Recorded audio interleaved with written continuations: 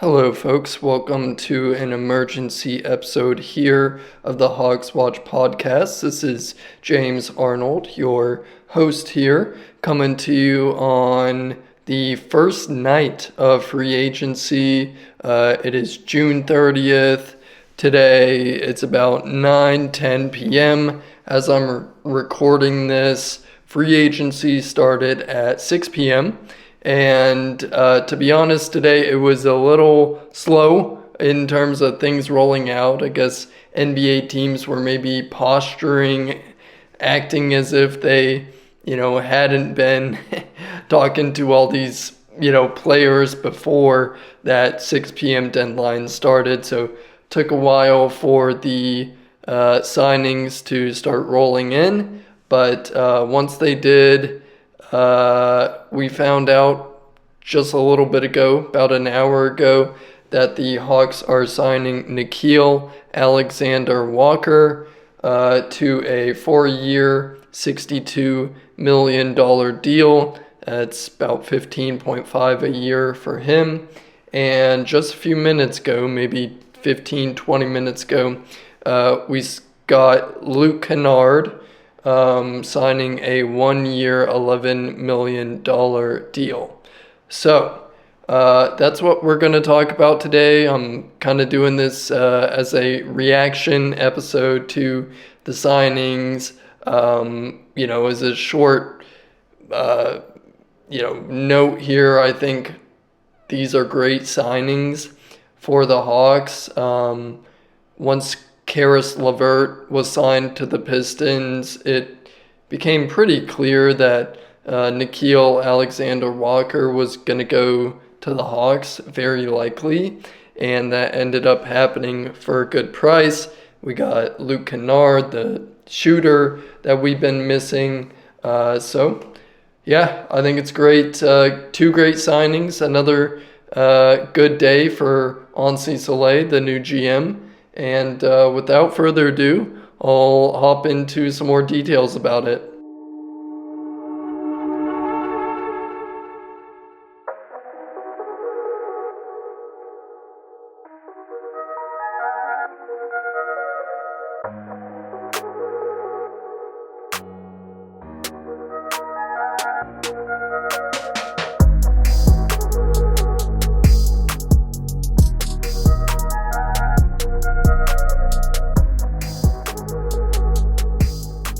Okay, so we're going to start with Nickeil Alexander-Walker, who he is as a player for those who may not know. So Alexander-Walker is a two-way wing. On offense, he's a good spot-up shooter from three. Also offers secondary creation and playmaking. So, he can take a guy off a closeout. He's, also plays good off the ball. He can shoot the mid-range. He's just a very skilled two-way wing. He's also a good passer for how much he's used. I think I saw some advanced stat where he's, 75th percentile, in secondary passing or whatever the exact statistic is. He's going to be able to, make the right play, take pressure off of Trey, maybe even, work as a tandem, backup point guard with Dyson, which, putting Nickeil Alexander-Walker, who is a very good point of attack defender, has really good hands, good at stripping the ball, disrupting plays. He's a really, really good defender. Putting him and Dyson out there together, even maybe putting Jalen and Okongwu, Nickeil, Dyson, and Zach Risachet out there, that is an incredible defensive lineup. That's good. That'd be a nightmare for a team. If they want to close with that lineup, I think between Dyson and Nickeil, they would have enough creation where it could be passable on offense. I think there's just enough shooting there and talent offensively to make that work while being absolutely stifling on the defensive end. This would be in a scenario where, the Hawks are up 15 points and, Trae has always had such a burden on him to carry the team throughout the whole game, throughout the whole season. There's always been so much on Trae. With Nickeil, he has some of that playmaking. Dyson, he has some of that playmaking. They're both sizable wings. If you're up 15 and you want to go all defense, you can do that. That's an option that you can go to, if you think that that's going to work out that night, and you can give Trae a rest. That's a huge thing. It's, they, outside of DeJounte, DeJounte was able to, step in as the backup, but, still they had to do so much offensively because the fit of the roster just wasn't right, and they were so bad on defense. Trae and DeJounte didn't really, work as well on offense, so there was still so much responsibility on Trae. Now you've got big, lengthy defenders around him that can, take some of that pressure off, shoot spot-up threes. I just think this is going to be a really good addition to the team and give them, a lot of versatility, really good point of attack defense, and just a really solid player to come off the bench. On a lot of teams, he could start. He's a really good player. And for $15.5 million, I know that sounds like a lot of money, and it is in, regular human terms. But with the way that contracts are structured in the NBA now, that's a bench, 6-man type salary that's around what Caris LeVert is going to make, and I think he's better than Caris LeVert. So we did not re-sign Caris LeVert, and that is what made way for this deal. After the Malik Beasley gambling investigation yesterday, it became clear, the Pistons were, obviously they're not going to sign a deal while that's going on. So they needed to either get Caris LeVert or Nickeil. Those were, the two options that are available in this free agency. And so the Hawks and the Pistons were kind of pitted against each other, trying to get, both of those guys. And, at the end of the day, I think Nickeil is an overall better player. I really do like Caris LeVert, but I think Nickeil's age, his defense, he's just a better player to me than Caris LeVert. And, I think the Hawks came away with the better guy there at a very, very reasonable long-term 4-year contract. So I can't say enough good about the signing. Ansi Soleil has done an excellent job as GM in, his first couple weeks and moves.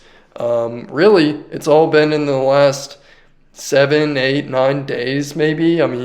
Hasn't been a lot of time, but it's been move after move. And I haven't even talked about the next one here. So, moving on to that, we've got Luke Kennard on a 1-year deal for $11 million. If you don't know who Luke Kennard is, he's, a wing type shooting guard player, elite shooter. And when I say that, he has the highest 3-point percentage of any active NBA player. For the last 4 seasons, I think he's averaged 45% or so from 3. And look, he has now Trae Young, one of the best playmakers. If you listen to my pod the other day, I was saying how the Hawks had the best shot profile in the league, meaning, they took the best quality shots, mainly because they shot so many three-pointers and shots right at the rim. They just weren't good at finishing. Like, they didn't have players that could put the ball in the basket. So, getting Luke Kennard is going to fly off screens. He also provides kind of a tertiary playmaking. He can handle the pick and roll, make passes. He's actually a really, really good passer for it, which you wouldn't expect, but a really good passer for that position.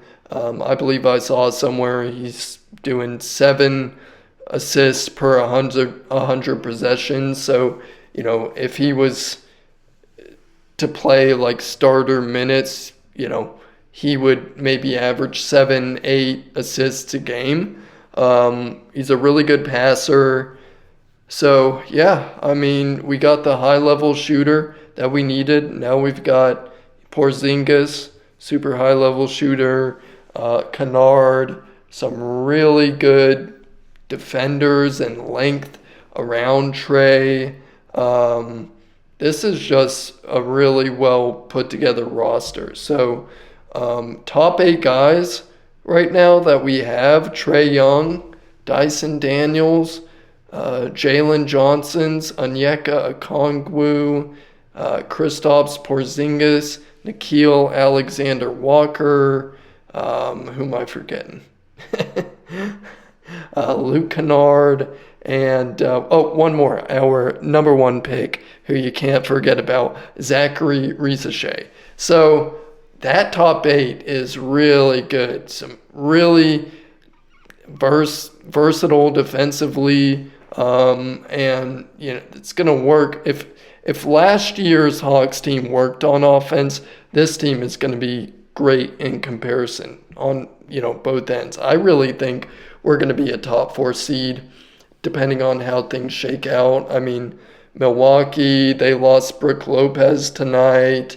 The Pacers will be there. I guess the Knicks will be there. Boston, their team, they're having to break things up. So I don't know. The East is wide open, and the Hawks have a really good shot of being a top 4 seed next year.